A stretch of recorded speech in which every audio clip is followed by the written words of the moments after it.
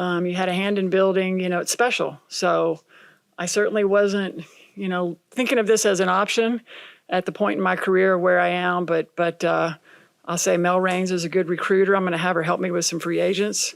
So I'm really grateful to Mel, to Herb Simon, the Simon family, for trusting me to be the steward of the franchise again. I mean, this is a seminal moment in women's sports. It's a big opportunity to be a part of this rising tide that we're all Actually define the future of this entire franchise isn't happening on the hardwood. What if all of the spectacular plays, the thrilling victories, and the crushing defeats we've been tracking have just served as a massive, beautifully orchestrated diversion from the true sport? And right now, an organizational catastrophe is unfolding in Indianapolis. Rumors are swirling that head coach Stephanie White has just executed a ruthless, behind-the-scenes roster purge, abruptly cutting ties with 4 players in rapid succession. Was this a masterclass in championship team building, the type of cold, calculating choices that historic organizations have to make to win titles? Or was it a desperate, last-ditch effort by a coach losing control of her squad, trying to claw back command of a locker room on the verge of total disintegration? Stick around, because right now, we are peeling back the highlight reels to reveal the ideological war tearing the Indiana Fever apart. And trust me, what happened behind those closed doors changes everything you thought you knew about this season. To understand how a franchise on the rise suddenly hit an internal breaking point, we have to look at the historical blueprint. A few years ago, the Indiana Fever were a shining example of stability, discipline, and professional excellence. Championship banners hung proudly from the rafters. Their fan base was fiercely loyal, but professional sports are a brutal, unforgiving business. Past glory means absolutely nothing when the losses start piling up, and the Fever front office finally had to face the reality that every organization must eventually confront: rebuild or become obsolete. The decision to completely restructure the franchise was not taken lightly. The front office spent countless hours analyzing game film, conducting intensive interviews, and consulting with top league insiders. They wanted a specific identity, and that's certain. She demands discipline, and she operates on a strict team hierarchy where every individual knows their exact role. At the exact same time, the front office made another franchise-altering move. They drafted a generational culture-shifting phenom, Caitlin Clark. On draft night, the fan base exploded with a level of hope the city hadn't felt in a decade. The media went wild. The executives saw dollar signs, skyrocketing ticket sales, historic jersey demands, unprecedented revenue, and a permanent slot on national television. Clark embodied everything that contemporary basketball had evolved into: dynamic, highly imaginative, completely unconventional, and fueled by a love for fast-paced, high-octane chaos. But in those exuberant moments of celebration, nobody stopped to ask the critical question: what happens when you pair a superstar who thrives on ultimate offensive freedom with an old-school coach who values absolute control? What happens when you build an entire marketing empire around a young phenom, but employ a head coach who firmly believes that superstar treatment is completely toxic to a locker room culture? These exact choices sowed the seeds of the current disaster. Actions that seemed incredibly wise on paper, but turned out to be fundamentally contradictory in real life. If you knew where to look, the warning signs of this impending disaster were flashing weeks before the public caught wind of it. Seasoned reporters and league insiders who spend their days in practice facilities began picking up on subtle, unsettling cues. To the casual fan watching games on television, the Fever just looked like a young, talented group going through normal growing pains. They assumed the team was simply adjusting to a new coaching staff and learning a complex playbook. Chemistry takes time, right? That's the classic, safe cliché fed to fans during post-game press conferences to keep everyone calm. But behind the scenes, a literal war for the team's identity was raging. In practice sessions and film study rooms, a massive philosophical battle was being fought every single day. It was innovation versus experience, Old school versus new school, freedom versus absolute structure. Sources close to the organization revealed that during film reviews, the room was both physically and symbolically split. One group of players sat in the front rows, nodding along with Coach White's hyper-detailed, restrictive defensive adjustments.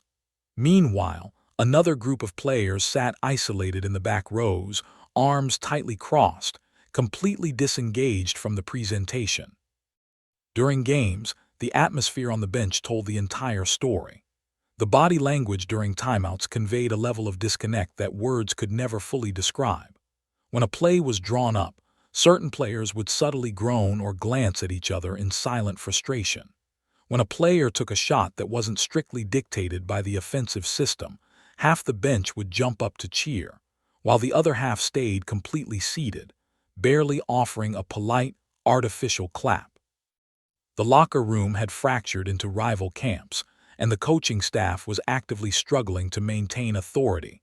Eventually, the immense pressure building under the surface had to erupt. The first domino fell quickly, without a single warning, and with the explicit intention of sending massive shockwaves straight through the entire league.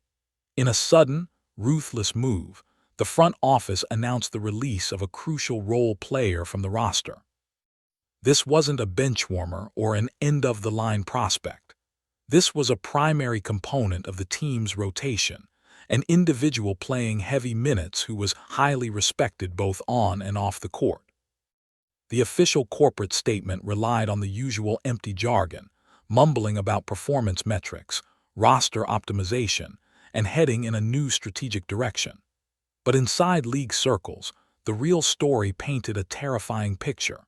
Insiders speaking on the condition of anonymity revealed that this specific player had become the highly vocal leader of the locker room dissent. She hadn't kept her worries to herself. In an intense team meeting, she had openly criticized the coaching staff's tactics, stating bluntly that the system was completely outdated, inflexible, and actively suffocating the team's world-class offensive talent. She essentially told the room, "This isn't how modern basketball works anymore. We are wasting our potential trying to run a system from 20 years ago." The release was a classic brutal power move. It was Coach White's way of proving that criticism would not be tolerated, her authority was unassailable, and total allegiance to her system was the baseline requirement to stay in Indianapolis. The message was loud and clear. It doesn't matter how well you perform on game day, how long you've been with the franchise, or how popular you are with your teammates. If you challenge the vision, you are immediately disposable. If the first release was a warning shot, what followed was a full-scale, highly coordinated tactical purge. Just 3 days after the initial shock, a second player was abruptly dismissed. Less than a week after that, a third player met the exact same fate. On their own, you could try to rationalize these moves as standard mid-season roster adjustments. Teams cut players all the time due to salary cap considerations or simple fit issues. But when you look at these consecutive moves as a collective timeline, a chilling picture emerges. This wasn't standard roster management. This was an active, systematic amputation of a locker room faction. Coach White was deliberately isolating and removing every single voice she believed posed a direct threat to her control. Look closely at who was targeted in the second wave. The second player removed actually possessed solid on-court production. She was playing great defense and hitting her shots. Her true crime. She was the absolute closest friend and road trip roommate of the first player who had been cut. They had an unbreakable bond that went far beyond basketball. In White's eyes, that friendship made her dangerous. Two voices confirming each other's skepticism are vastly more powerful than one, so by cutting her, the coaching staff effectively severed the emotional support network of the rebellion. The third player eliminated had been recorded complaining to teammates about her rigid role definition, expressing intense frustration that the offense was too stiff and didn't allow players to showcase their natural, freestyle instincts. By removing her, White eliminated another source of internal negativity. Think about the immense, high-stakes gamble taking place here. Coach White is willingly sacrificing roster depth, veteran experience, and raw offensive talent during a pivotal season. She is making the team smaller and far more vulnerable to injuries. Why? Because she firmly operates on the belief that a less talented roster completely bought into her defensive structure is infinitely better than a hyper-talented squad divided against itself.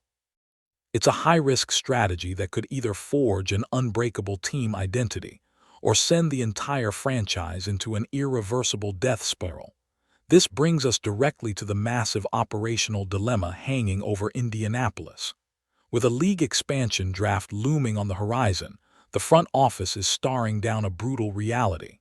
In an expansion draft, if you do not protect your core assets, you lose them straight up. There are no trade exceptions, no draft pick compensations, and no negotiations.